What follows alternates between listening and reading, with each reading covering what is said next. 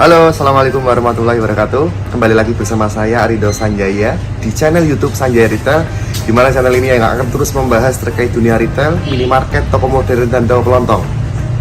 Apa kabar teman-teman semua yang ada di Nusa Tenggara Timur, Kabupaten Sumba Barat Daya?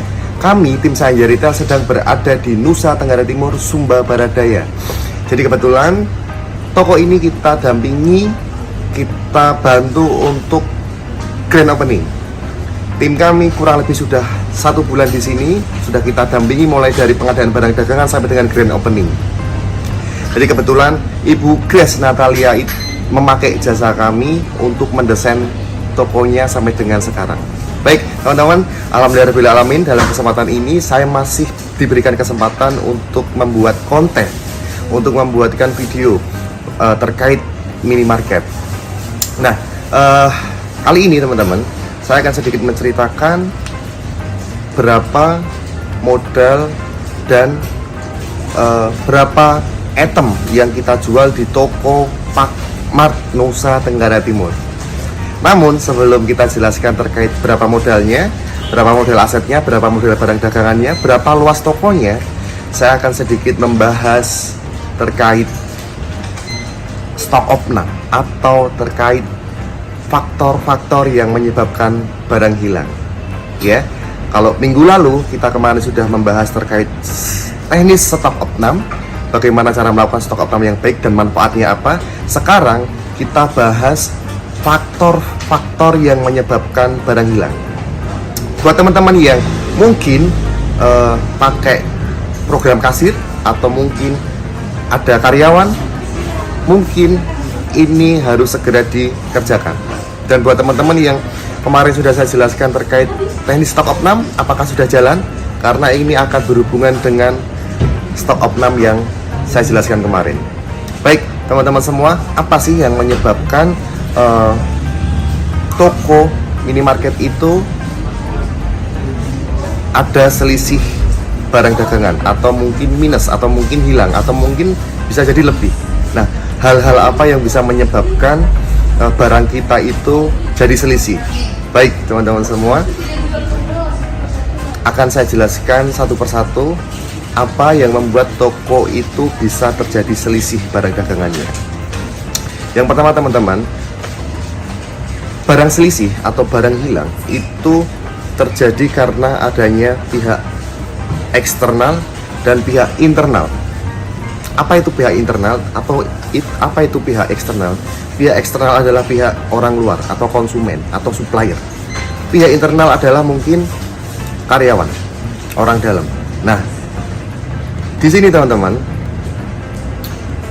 yang berpotensi untuk menyebabkan barang hilang itu lebih banyaknya mungkin malah di pihak internal. Kenapa?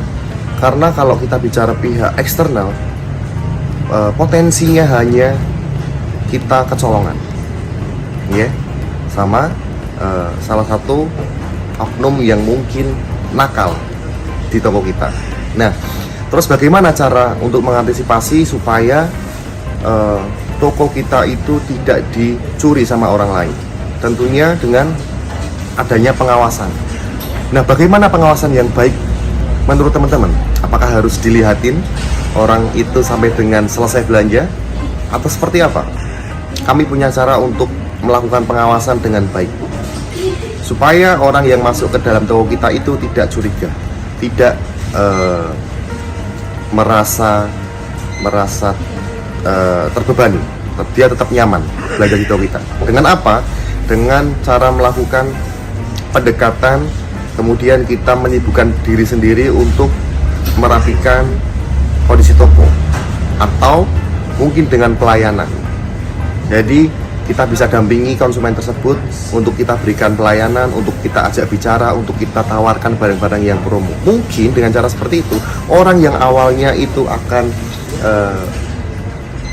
melakukan hal yang tidak kita inginkan dengan mencuri, dengan kita memberikan pelayanan, mungkin itu bisa mengantisipasi orang itu tidak akan mengambil barang di toko kita. Karena terjadinya kehilangan itu atau terjadinya kejahatan itu adanya kesempatan. Jadi jangan pernah berikan kesempatan sedikit pun terhadap konsumen atau calon orang yang akan berbuat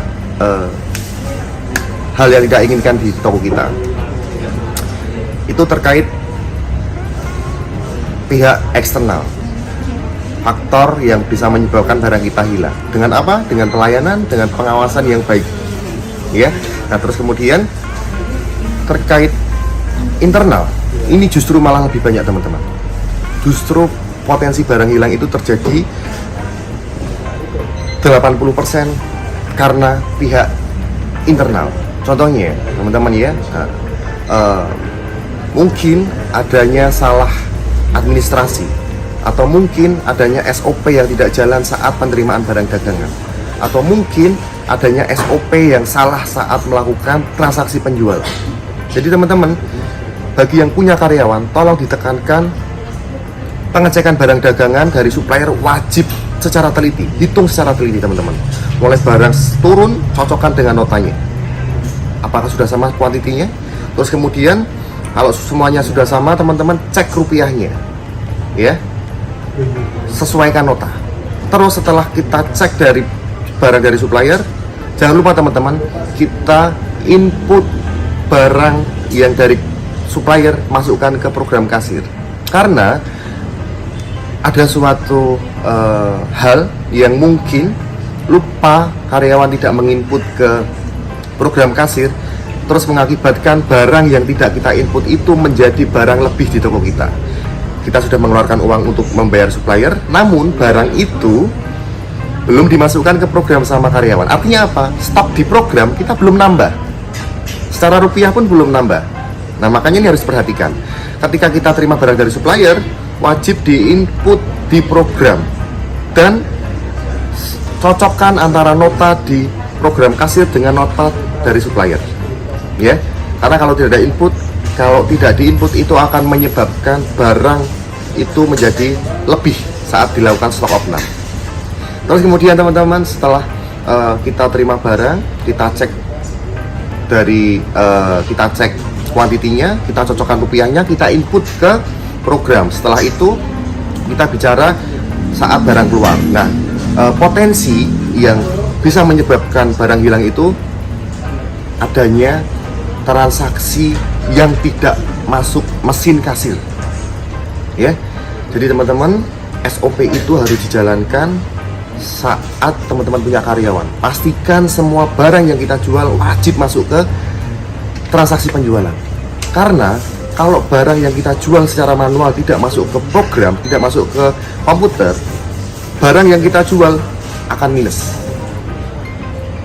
Uang mungkin sudah kita terima, namun tidak dimasukkan ke komputer. Atau mungkin ada kelolosan saat melakukan transaksi penjualan, yang harusnya dimasukkan ke komputer itu 3 piece, kemudian dimasukkan ke komputer hanya 1 piece. Jadi konsumen hanya bayar 1. Nah, hal ini perlu di briefingkan kembali ke kasir supaya lebih teliti lagi, karena human error itu pasti ada, berpotensi, ya. Kesalahan manusia itu pasti ada. Nah, kita wajib untuk melakukan pengembangan SDM supaya karyawan kita itu lebih handal, lebih teliti, lebih kuat. Terus tidak boleh memanual barang apapun dan dalam kondisi apapun, kecuali listrik mati, teman-teman. Ini khusus yang baik program kasir. Kalau listrik mati mungkin silahkan kalau mau di manual, tapi kalau listrik tidak mati, jangan sekali-kali kita memanual barang. Wajib barang yang keluar harus masuk ke komputer dan keluar struk dari komputer. Itu untuk mengantisipasi barang loss dari program. Nah, terus kemudian teman-teman, apa yang menyebabkan barang hilang? Salahnya administrasi saat melakukan stok opnam. Makanya teman-teman, jika teman-teman sudah melakukan stok opnam, sudah jalan di toko teman-teman, pastikan sebelum di final, sebelum diproses, barang yang tadi kita cek antara data sama fisik, dipastikan benar-benar sudah real, sudah benar, tidak ada kesalahan.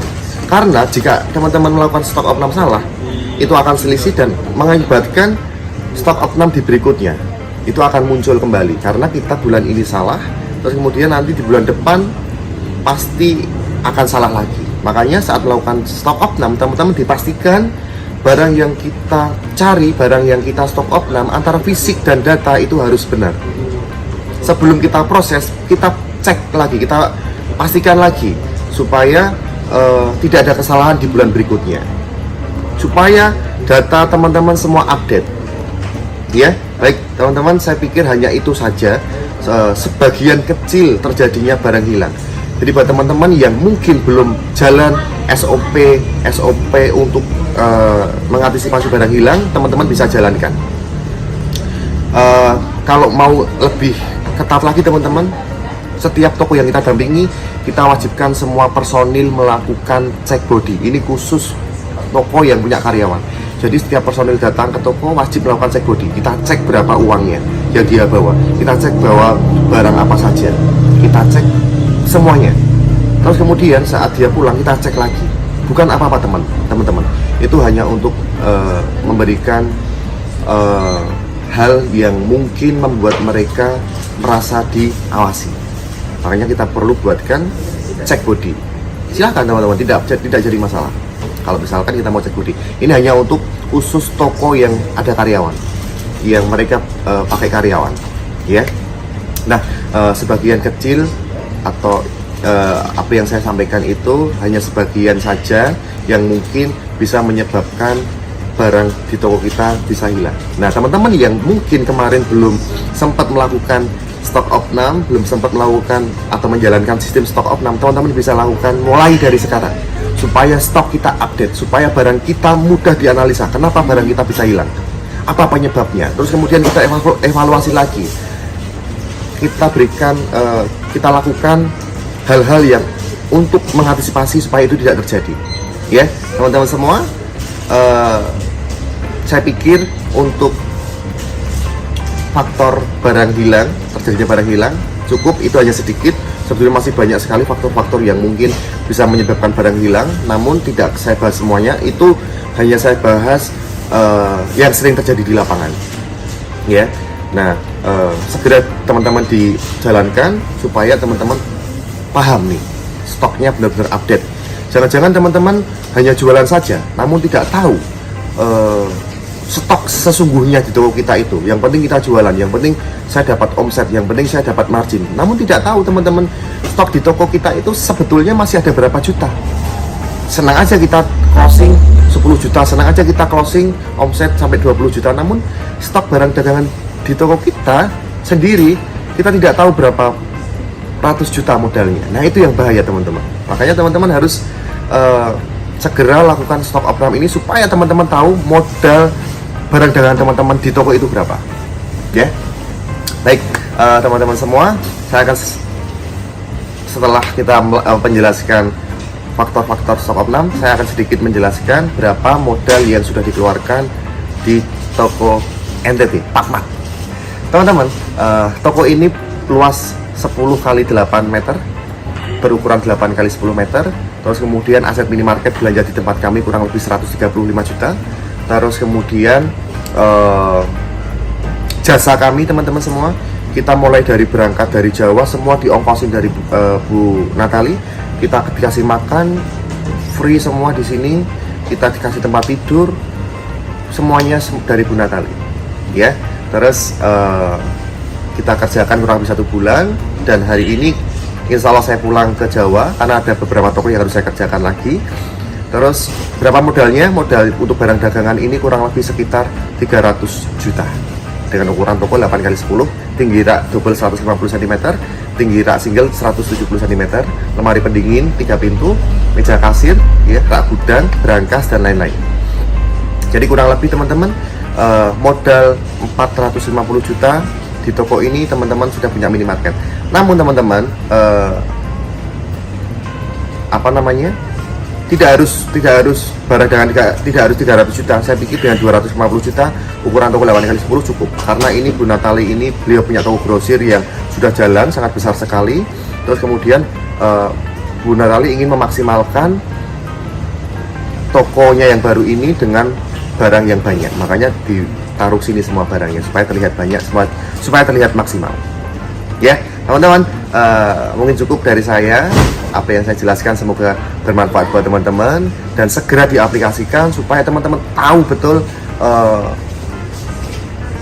stok barang dagangan di toko teman-teman semua. Jangan sampai kita sudah terlena dengan omset kita lalu kita lupa dengan stok kita, ya, itu yang bahaya.